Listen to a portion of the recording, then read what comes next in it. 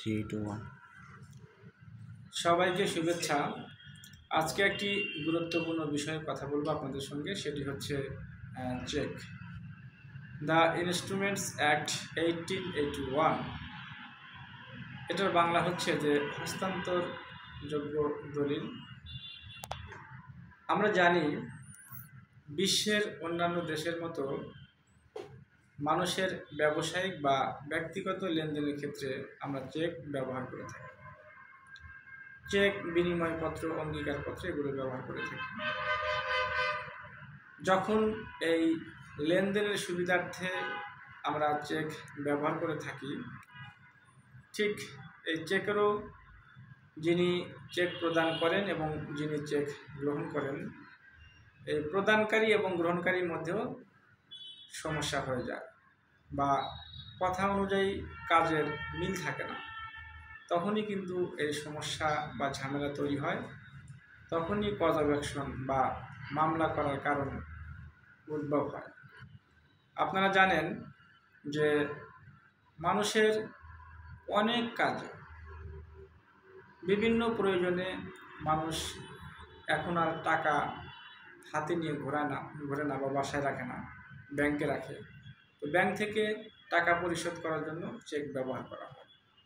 আর এই চেকগুলো যখন আপনাকে কেউ চেক দিবে, ঠিক চেক দেওয়ার কতদিনের মধ্যে কোর্টে মামলা করতে হবে বা ব্যাংকে সাবমিট করতে হবে, ব্যাংকে সাবমিট করলে সেটি প্রত্যাখ্যাত হলে বা ডিজনার হলে আপনি কী করবেন, সেই বিষয়ে মূলত আজকের এই ভিডিও।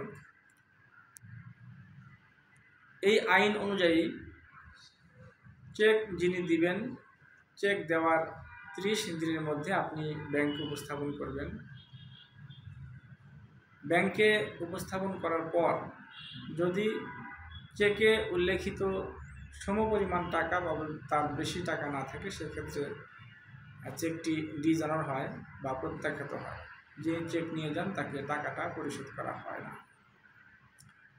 যখন এই টাকা সমপরিমাণ না থাকে বা প্রয়োজনীয় টাকা, পর্যাপ্ত টাকা না থাকে, তখন কিন্তু একটা বেইজ্জতি হতে হয় সবাইকে।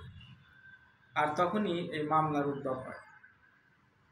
যেদিন আপনার এই চেকটি প্রত্যাখ্যাত হবে বা ডিজনার হবে, সেদিন থেকে 30 দিনের মধ্যে আপনি একটি লিগ্যাল নোটিশ প্রেরণ করবেন।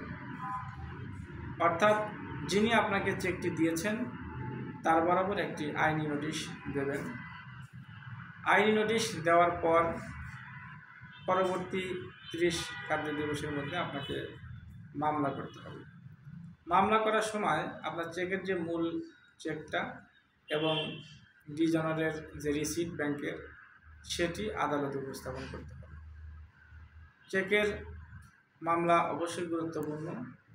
এই লেনদেনের ক্ষেত্রে চেকের যারা মামলা করেন, শেষ পর্যন্ত তারা প্রতিকার পান এবং এটাই ন্যায় বিচার। তো চেক এর মেয়াদ কতদিন থাকে বা কতদিনের মধ্যে মামলা করা যায়, সে বিষয়ে আইনে বলা আছে, যেদিন চেকটা আপনাকে দেওয়া হলো সেদিন থেকে 6 মাস অথবা নির্ধারিত তারিখ পর্যন্ত এই চেকের মেয়াদ থাকবে। 6 মাসের মধ্যে আপনাকে প্রয়োজনীয় ব্যবস্থা করতে হবে। যদি আপনি 6 মাস প্রয়োজনীয় ব্যবস্থা করতে না পারেন, আইনি পদক্ষেপ না হন, তাহলে কিন্তু পরবর্তীতে চেকের মামলা আপনি করতে পারবেন না। মামলাটি অন্য ফরম্যাটে ফৌজদারি মামলা করতে পারবেন। সে বিষয়ে পরে অন্য একদিন আলোচনা করব। আপনারা সবাই ভালো থাকবেন। আল্লাহ হাফেজ।